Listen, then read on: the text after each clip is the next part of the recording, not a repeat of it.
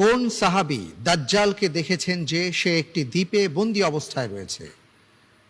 ক ওসমান রাদিয়াল্লাহু আন, খ আব্দুল্লাহ বিন জুবাইর রাদিয়াল্লাহু আন, গ ওমর ফারুক রাদিয়াল্লাহু আন, ঘ তামিম আদ-দারি রাদিয়াল্লাহু আন।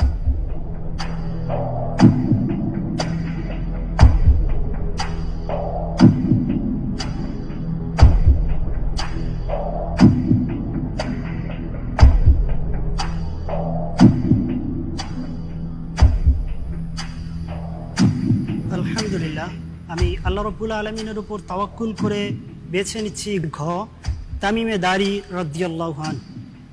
লক করে দেওয়া হোক ঘ তামিম আদ-দারি রাদিয়াল্লাহু আন।